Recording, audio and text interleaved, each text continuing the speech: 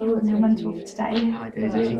I'm absolutely desperate to find a subject to specialise in at uni, but I don't know what I want my future to be in, and I don't know where to go to university. I don't think I'm good enough to go to university. Okay, well, what are you interested in? Well, many things. I like politics. I like transport and travel. But I can't see how a degree is going to get me on the right track to a paid career within those. Okay, well that's fantastic. You've got lots of interests, so you've got things to choose from. And often it isn't obvious how a subject can translate into a career, and don't worry, you'll have years to work that out. So the best starting point is working out what you think you'd enjoy studying for 3 years.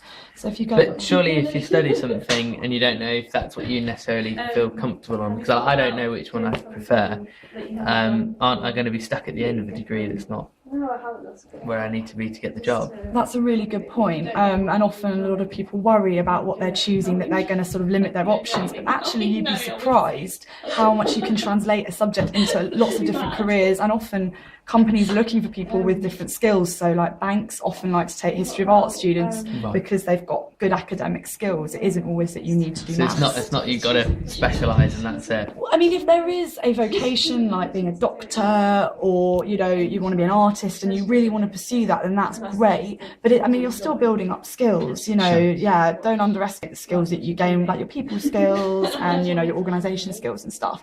But yeah, at the same time, you're not going to trap yourself if you choose something and then you don't want to pursue it later on. It is an experience in itself. Fantastic. The only issue I worry though is about finances, because I haven't got the money to necessarily move out to go to university. I just can't see a way out. I can't get a loan. Obviously the bank won't give me a loan, and I haven't got any money saved. What do you think I should do? Have you looked into your funding options from the government? And you say you can't get a bank loan, but you are entitled. I hadn't considered that as an option. Yeah, definitely. But that's not going to fund everything though, is it? No, that's very true. Sorry to interrupt, you're doing brilliantly. It's not as easy as you first think. It's a lot easier online than it is face to face, because you're not sitting there with someone staring, waiting for an immediate answer. There's more thinking time, you're behind a screen, you could do a bit of research together even online. So let's swap. Yeah, I agree. Okay.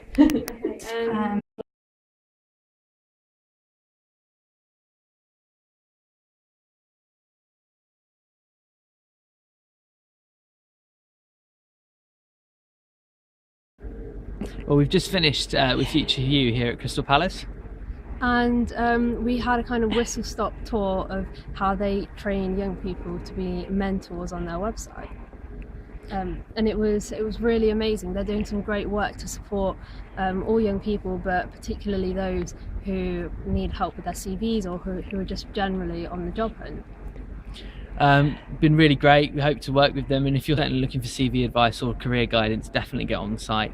There's loads of mentors and experts there to help you.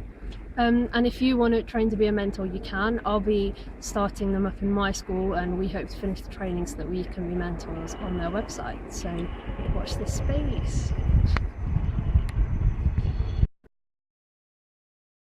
I totally appreciate.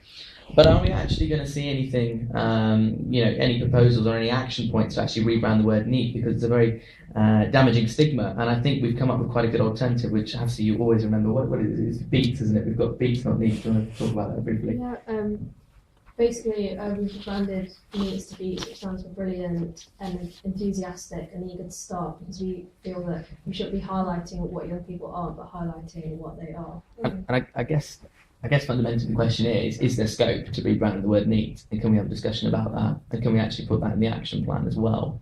Because I think it's quite a significant thing. We need to get rid of this stigmatisation of young people and make them believe in better, and I think it's just a case of rebranding them and working together to show the positive side.